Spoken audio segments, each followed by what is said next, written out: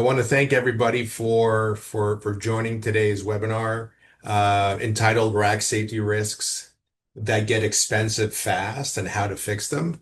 So I think we all know that one unreported forklift impact can cost more than a year of proactive inspections. So with that, I am Marc Rousseau. I head up the national accounts team here at Damotech, and I'll be taking you through today's presentation. So why does this webinar matter? So the most visible concern is rack issues, right? I think we all have seen, and the example to the right there kind of illustrates the kinds of things you're used to seeing within your workplace. The bigger concern is what can happen next. So uncontrolled rack safety issues can lead to quite a few things. So first and foremost, and what's I think near and dear to how we operate, is injuries and fatalities. Then of course there's these unfortunate OSHA fines that can involve significant dollars, and sometimes it'll even make the front page of certain papers if OSHA decides to make a big case out of a network of issues. Those things tend to present themselves and they're never fun. Of course, the throughput that drops during peak season, if you're faced or riddled with a number of issues. You're going to see those issues manifest themselves through your production and operations output. And of course, there's a personal liability that always underscores the unsafe things that could be going on. I mean, small issues become serious when they're left unchecked. The rack may still be standing, as many of you know, but the risk and cost are always growing. Now, the real cost of rack safety issues, there are quite a few. First and foremost, and kind of alluded to it a little bit here, downtime. Anytime you have a bay that's put out of service that delays shipments, especially in a time of peak, is significantly impactful. Things we know have a true cost. Of course, there's people. If there's an injury, if there's overtime or disruption to how your staff is working, you'll see those costs, incur over time. Compliance. We talked about OSHA once already, but certainly, we want to make sure that we're compliant, and there's a cost to being non-compliant, either through fines or, of course, liability that could ensue. The hidden costs of rack safety issues. I mean, the repeat damage, the lost time, and the stress that's involved. And of course, there's a financial impact overall that's kind of mentioned throughout all of these things, but there could be emergency costs, insurance premiums that are increased if there's a repeated, lack of safety. And of course, there could be lost business if, say, you're a 3PL and you have customers that you're supporting and you're not able to service them anymore because too many of the bays in their freezer, let's just say, are now out of service. Now we're going to try to infuse some really cool images throughout the presentation, some kind of real world parallels that I think will drive the message home. But we thought of this, and I think it's emblematic of what we tend to deal with. Rack safety, for all intents and purposes, it's like an iceberg. So you see what you see on above the water, and then there's the stuff that you don't see. And it's the part that we don't see that's hidden beneath the water that we really want to illustrate and bring to bear so that we understand what it is what we're dealing with. So what we'll cover today, 6 rack safety risks that get expensive fast. And for each risk, we'll cover real warehouse situations that you can recognize and kind of say, yep, I lived through this. Practical ways to reduce or control that risk. Why the risk can turn into cost, downtime, or compliance pressure, and then a simple action plan to get things started. The goal being to help you spot the gaps before they become expensive problems. Now, racks are for all intents and purposes, highly efficient structures that require components to be free from damage in order to fully bear the loads placed upon them. There is no rack OEM that sits there at night designing racks for impact. Now, some may be double posted, some structural members might be more resilient to impact, but for all intents and purposes, they're meant to support vertical loads.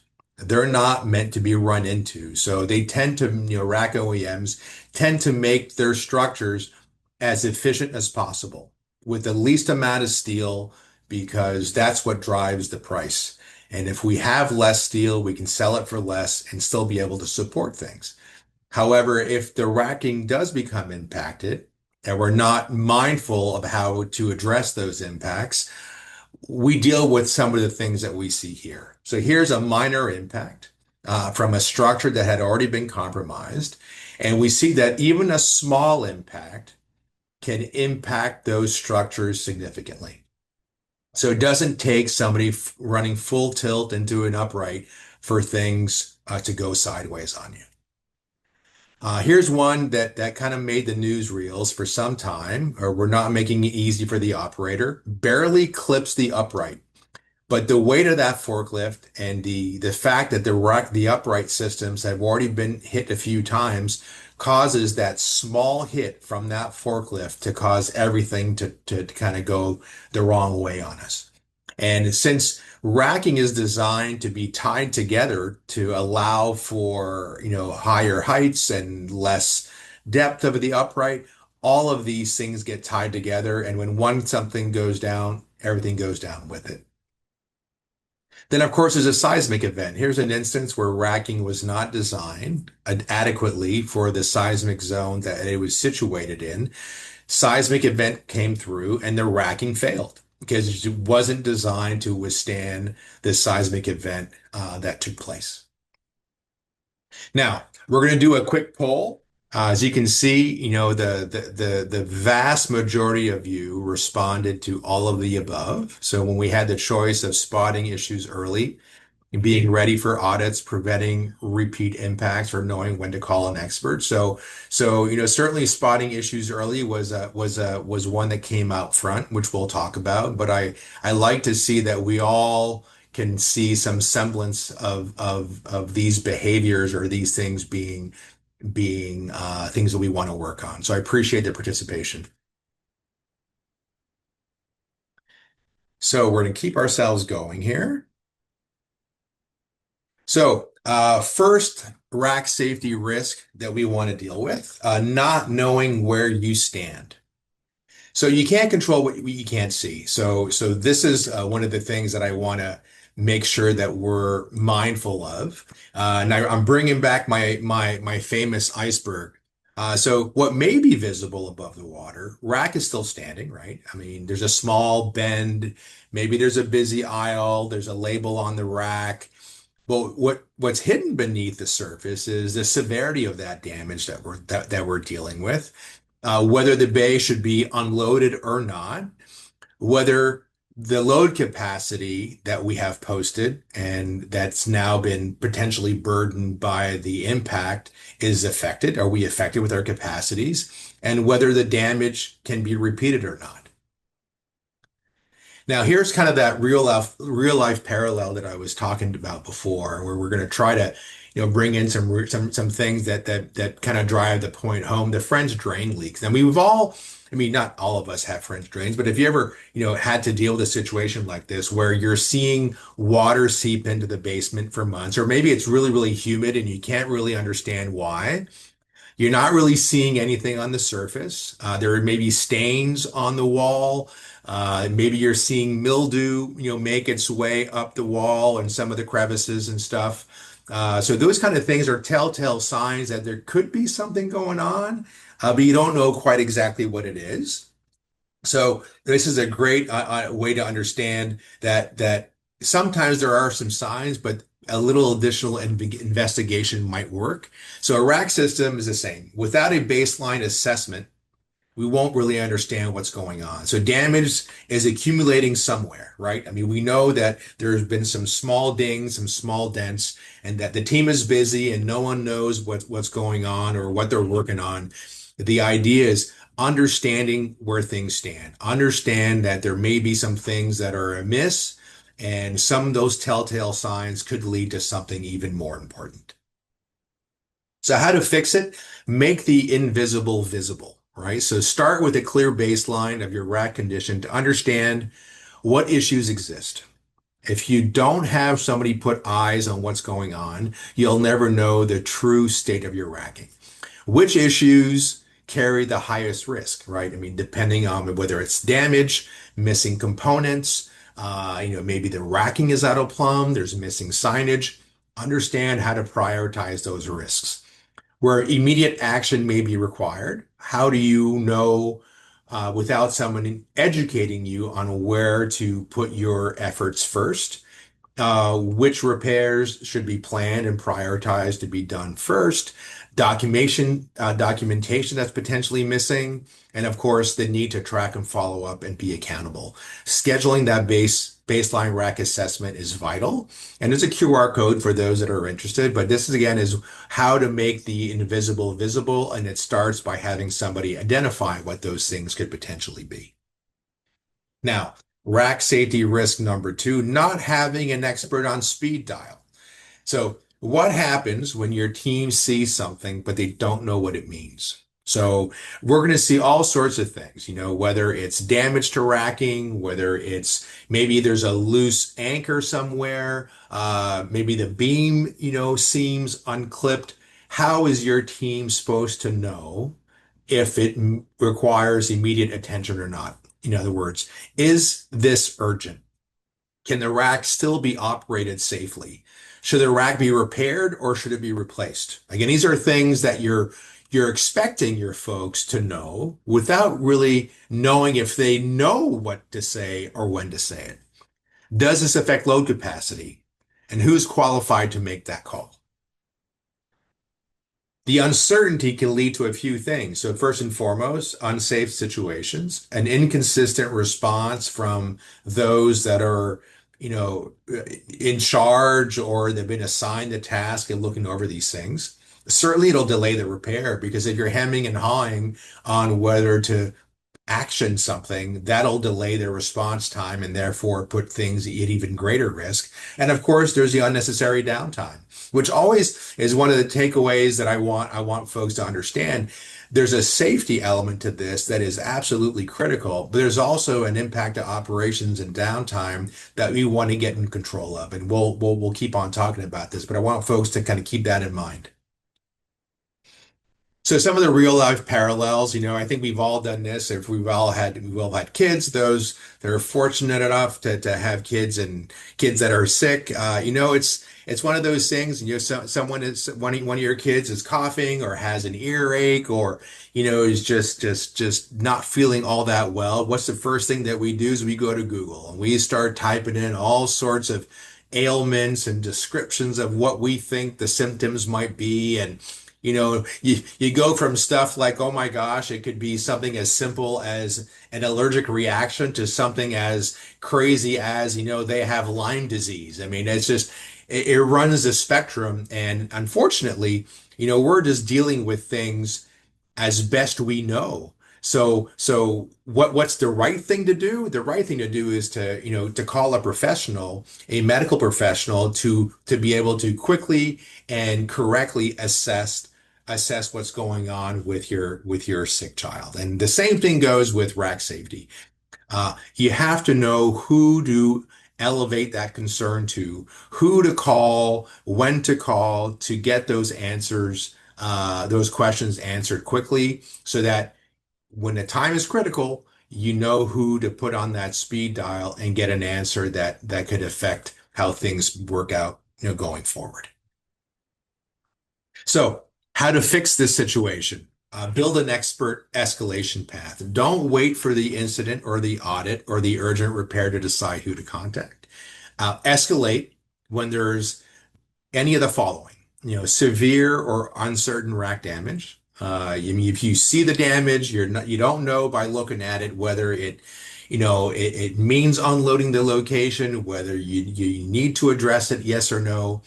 Maybe there's some unknown or missing load capacity information because the building code, and I haven't talked about this yet, but the building code is very, very strict in black and white on the need to have load capacity information posted. It has to be accurate, has to be current, and it has to be visible by operators. And this is one of the black and white things that OSHA will look at. It's very binary. If they walk into your facility and they don't see load capacity information posted, they're going to ask you those tough questions. They're going to have a difficult time answering them. So things like that, if you don't see load capacity information, you have to be able to have a path of escalation to be able to get that information addressed. The rack configuration, if things have changed. If you know that the racking was put in a few years ago and it's got the capacities, but because of operational needs, maybe the SKUs have changed, the way you're loading components or merchandise has changed, and you're having to move beam levels around without seeing the load capacities change. That should be a telltale sign to kind of question what's going on and then escalate to the right channels. Field fixes, welded repairs, modified component, these are all no-nos, and your team should be able to know when those things take place, when they see something that seems amiss, and then escalate accordingly.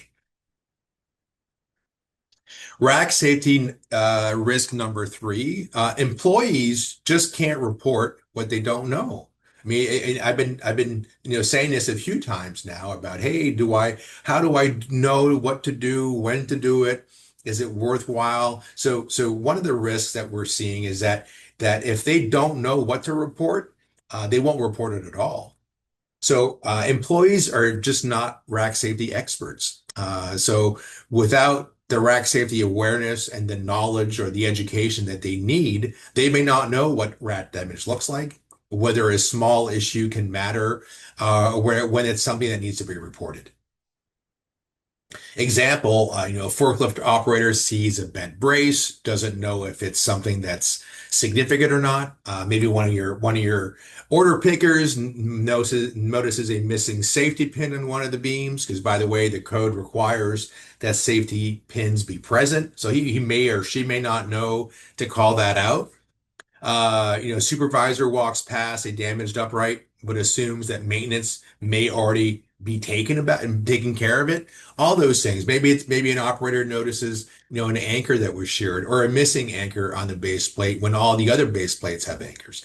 Again, these are things that if we don't educate our employees on what to do, they won't know what to do with it. So we've talked about a path. We talked about some of the things that go missing, but we also have this element of educating our staff so that they know what to report and when. So some of the parallels that we could bring, and here's one in particular, airplane safety briefings. We've all been through these, right? I mean, if you're like me, you're on the road all the time, you've seen planes and you've heard the briefings time and time again. Some of them it's live, some of them it's a video that you watch. But they do that to ensure that the very basic reaction that you need to have in the event of a water landing, in the event of turbulence, in the event of something even worse happening, that you know how to react. And this is how you have to think about rack safety.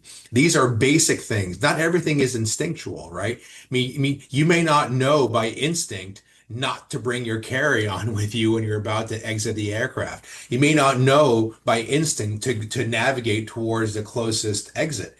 But these are all things that the airline folks will keep on repeating time and time again because they appreciate that it's a reinforcing function that has to take place. And rack safety, same thing. Go over those basics, hit the high points, and reinforce those high points with your staff so that they now know how to react when they're presented with a situation that could be potentially unsafe.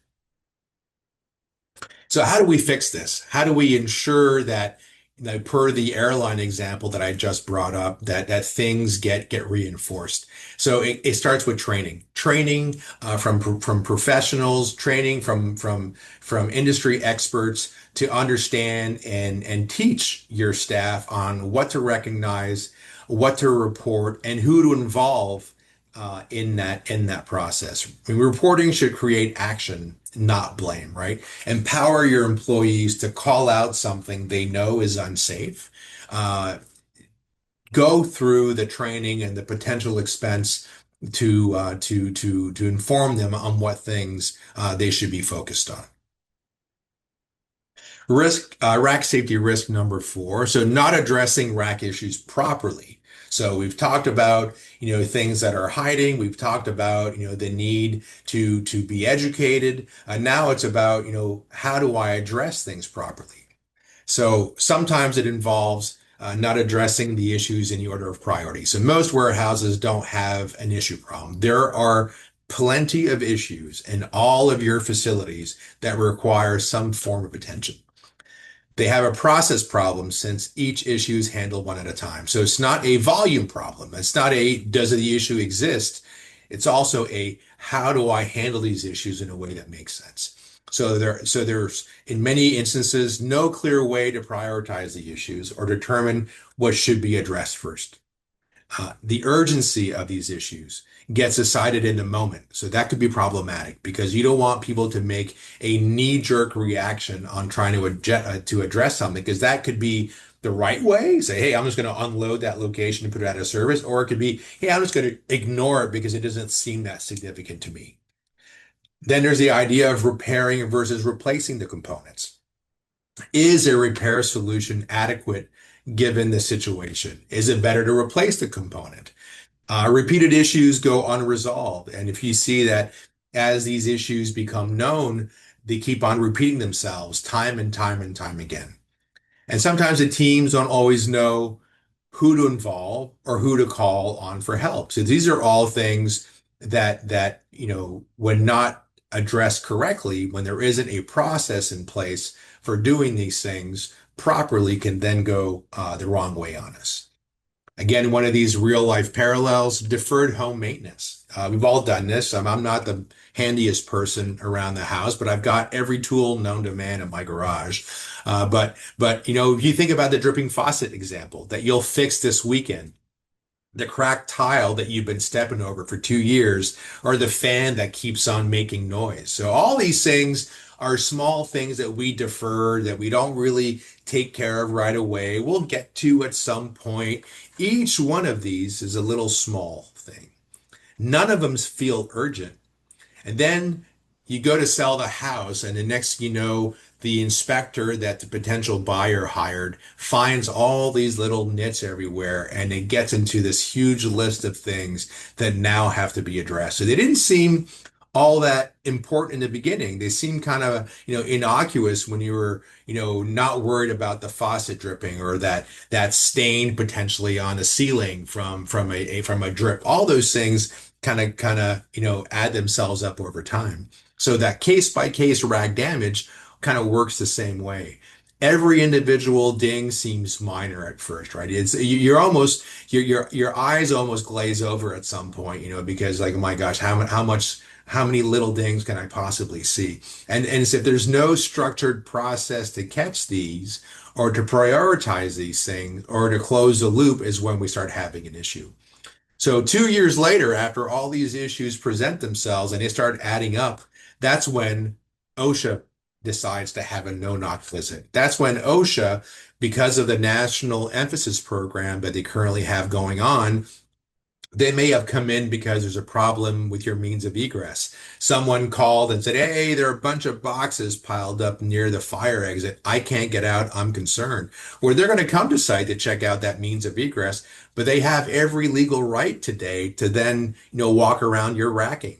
So all those little things that have accumulated from, you know, small dings, missing safety pins, maybe there's a load capacity placard that went missing. All those things add up, and you don't want to face that OSHA auditor when the time comes because all of those things will aggregate to something much bigger and much more significant. So how do I fix it? Get that priority list. Work with an expert to do that. Stop treating every repair as a one-off. A structured process and response turns guesswork into a plan.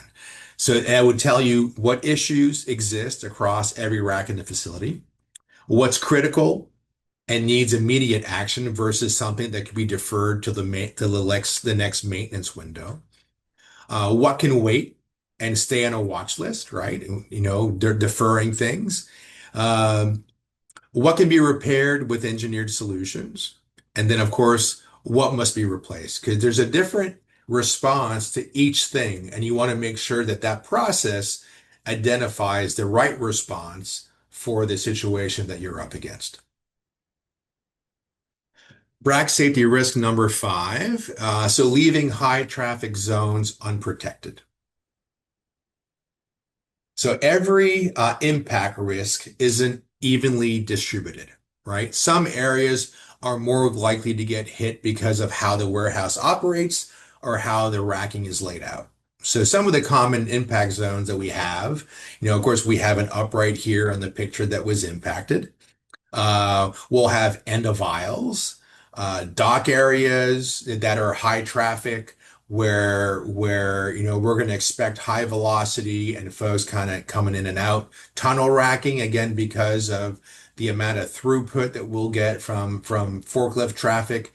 Tight turns, some warehouse designs don't allow for as much distance between uprights, so the aisle widths, and maybe you've had an upgrade to your forklifts, your pit equipment, and now they're slightly wider. All those things, contribute. So some of these pictures, and this is not AI, by the way. I mean, there's a whole bunch of AI everywhere. This is a true blue picture of someone running into a building column and piercing it. As you can see, this is not a good day for anybody, right? So we want to protect areas or assets that are in zones where we know that the chance of impact is higher. So we want to kind of get ahead of these kinds of things. And here's another example, which I kind of just spoke to, where we have end of aisles, where we know we're going to be stacking material because there's nowhere else to put it, and then we're faced with bent bracing, twisted columns, and the like. So repeat damage is a signal. If the same area keeps getting hit, something else is wrong. It could be traffic flow, visibility, clearance, or the layout itself.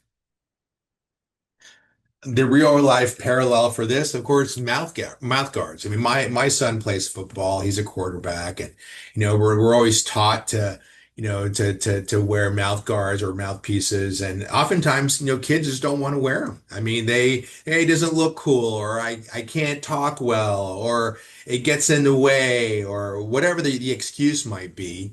If you have a kid that's in sports, and there's a high likelihood of impact, the idea of having a mouth guard is going to be critical.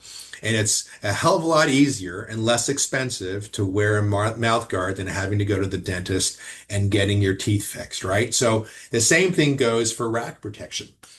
It's a small cost up front to protect those assets, right? It's a small cost up front to look at those areas that are most prone to damage and protecting those ahead of time before we're faced with the equivalent of having to replace the upright, repair the upright or that asset. So think about, these real life examples as you try to make the point to leadership to spend a bit more money up front before, the likely impact takes place. So how do you want to fix it? Again, identify those hot spots early. Mentioned it a few times already now. Look for areas that get hit repeatedly. Work with professionals and experts. They even do a walkthrough with you to identify those areas. The turning points of your forklifts, congested aisles, exposed ends of racks. So the dockside impacts. So if you have racking, in and around your docks in close proximity to where your operators are coming in and out, you want to think about those things. Areas with potentially poor visibility. Maybe the lighting isn't great. Maybe you're in a freezer and the because of the mist and everything else that goes on in there, then the visibility isn't great. Of course, locations with repeat impact. So if we have instances where the locations are impacted repeatedly, that's a telltale sign that there's something going on and that we want to, of course, look into. Uh, some areas, and I think I've said this a few times now already, should be protected before the first impact happens, not after the fifth. And again, expert advice will help you identify what areas need to be protected ahead of time. Understanding the cause uh, protects against the inevitable. So some examples that we have, for protecting your uprights and your assets. Of course, starting from left to right, you have your column protectors, right? So to ensure that, forklift impact is lessened to the extent possible. Of course, there are bollards to protect some vital equipment, to make sure that there isn't an unfortunate accident. Of course, there's end of aisles or tunnel racks next to dock doors. There's the building column protectors. If you have that image of that forklift fork kind of being stuck into the building column, that's a great visual to remember to protect those assets. And of course, pedestrian walkways or vital equipment with fencing. So start with the locations where impact is most likely or most costly, and then make your way through there. So we're at our sixth and final rack safety risk. If it's not documented, it's just not compliant. Rack safety problems become urgent when someone asks for proof. So this can happen during an OSHA inspection, right? So if you have been doing these monthly audits or you've been doing periodic, visual inspections of your racking, if you're not putting it somewhere, documenting it in some way, shape, or form, for all intents and purposes, it doesn't exist. And this can happen, or the proof can be asked of you during an OSHA inspection, during maybe a corporate safety audit. Some of you may have a corporate policy that is fairly rigorous. Many of our customers are required to have a third-party audit take place and then conduct their own periodic self-inspections. And all of those things have to be journaled or documented in some way so that the auditors know that it's actually taken place. You might have an insurance review. Maybe you're up for a renewal of your policy and you're trying to maintain the level of your premiums. And someone's going to come in and check. Incident investigation. Maybe there was an incident. Did you document how the incident took place? What was done to remediate? All those things. Maybe there's a rack modification as well. Maybe you went through a beam reprofiling. There's a lot of that going on as product changes or as we're trying to store things more efficiently. You go through and start reprofiling things. Have you considered the load capacity impact of that particular reprofiling effort? Maybe you've had a shutdown or an expansion, or you're a peak season push, right? These are all things that you want to be able to document throughout those particular periods. So most teams know what work has been done. The risk is proving it on the auditor's schedule, not yours. You can't prove your rack safety program is under control if your information is outdated, if it's scattered, or if it's incomplete. So kind of keep that in mind. Again, my real life parallel, selling a used car. We've all done that. We've all been through instances where we bought a car, we've used and abused it for a few years. Now we're looking to trade it in, maybe sell it on, in a private sale somewhere. Maybe it's a, Auto Trader, or you're at CarMax, or otherwise. You know, Imagine two identical cars, both with same year, roughly the same mileage. One owner has a complete maintenance history, documented oil changes, receipts, brake work that was done, inspections that were done in keeping with what the car manufacturer recommends, and repairs were done when it was needed. The other kind of says, well, yeah, sure. I've done everything. I've had my regular oil changes. Everything was fixed. No accidents. You could just trust me. It was well maintained. Now, the price is going to be the exact same. The confidence isn't the same, though. And the risk certainly doesn't feel the same. And audit works the same way. Your racks may genuinely be under control, but without that documentation, you can't prove it. OSHA won't take your word for it. So again, hopefully some of this is sinking in. Hopefully some of these examples kind of drive the point home. I mentioned OSHA a lot in these slides, if you haven't noticed already. And the reason for that is that they're everybody's least favorite four-letter word. They're out and about, they're doing things, and they will call you on the carpet to prove that things were done the way they're supposed to. So how to fix it? What do you need to be compliance ready? Compliance readiness requires current, detailed, and accessible information. So look at the condition of the racking, inspection reports, damage photos, issue locations, the severity of those things, and the priority that's been attributed to each one of those. Number two, capacity. Talked about capacity a few times now already. The labels being present, placards being present. Do you have your load application and rack configuration drawings. So this is the engineering documentation that goes with the racking to say, here's the study that we did. Here's a study that the racking manufacturer did to demonstrate the load capacities that are posted. Action. Have there been repairs that took place? Have those repairs been documented? Do you have engineering documentation to support those repairs? If there were replacements, have you documented those having taken place? Did you put protection? Did you assign ownership for those actions? Are there timelines in place to address those things? And if there are open issues, is there a story behind that? Not everything gets fixed within the next 48 hours. You may be waiting on a beam or on a rack or some other long lead component that could take a couple months. You have to be able to document that the order was placed and that the items are on their way. And then if it's a severely damaged location, that location has been put out of service. Closure to all of this, right? Is there photos of the before and after? Do you have a sign off that the work was completed by the vendor or the crew that maybe did the work? Have you updated your records, training records, and of course, a proof of a follow-up taking place? Your documentation should tell the current story of your rack system, not an outdated version of your warehouse. So a good practice, and it's something that we have, of course, it's our web-based rack safety platform. So if you don't have something like that at your disposal, you'll want to find some means of keeping track of many of the things that we just kind of went over. So the inspection history, the status of any open issue, the priority of repair and the status to each. Are there pictures?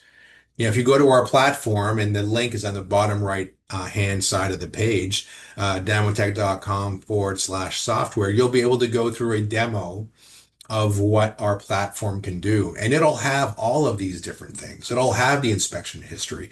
It'll show you the issues that remain open, whether it's issues that we identified as part of our own third-party inspection, or maybe issues that you entered yourself post training.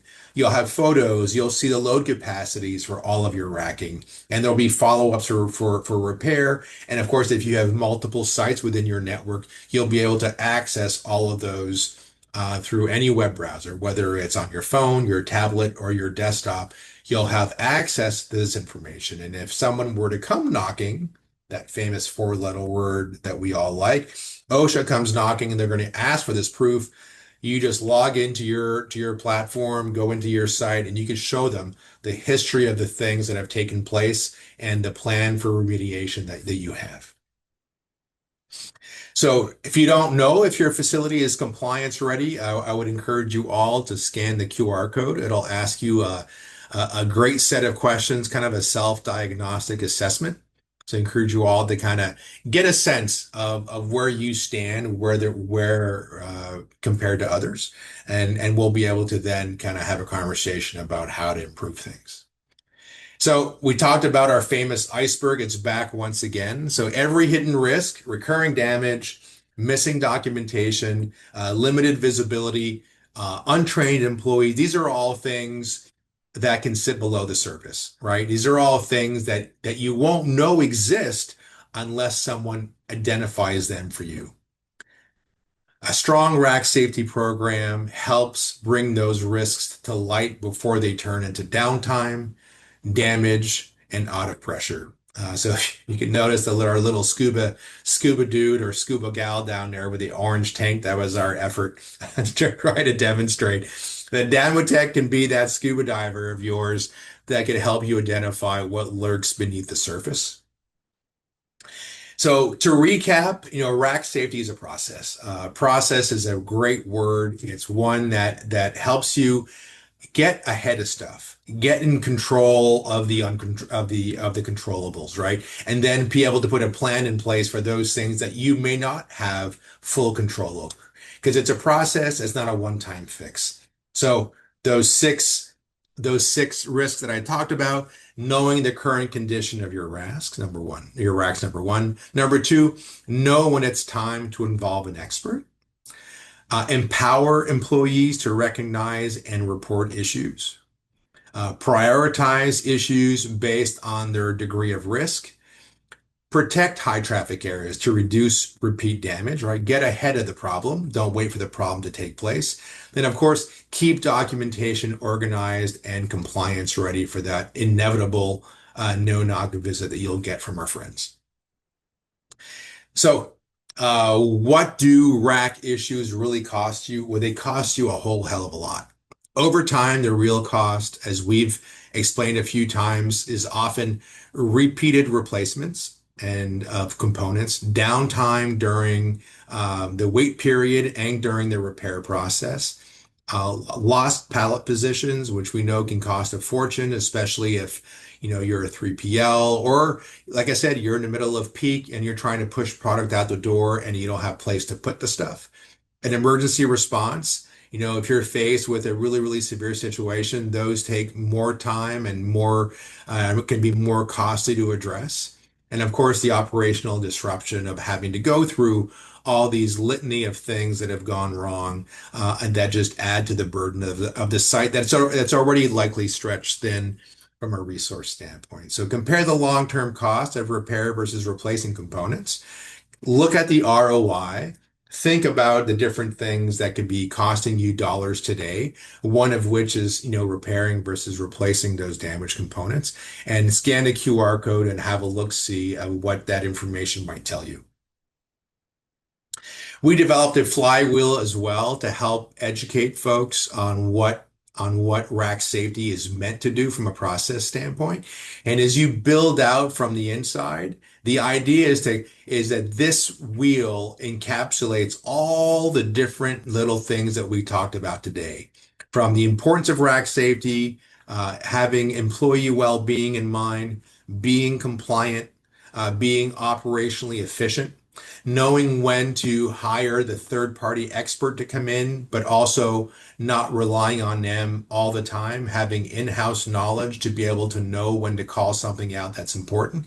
And then it's making our way through the wheel and the process step by step, having that baseline inspection, getting insight in the report that third party gives so that it's meaningful, so that you understand the priorities of things that you need to attack first, putting a plan in place through the maintenance windows or through an action plan to go get those to get after those things that are most important as part of that insight. And then, of course, getting ahead of things to begin with, preventing those damages through protection and through education of folks so that they know to be careful in and around the assets that you have within your facility.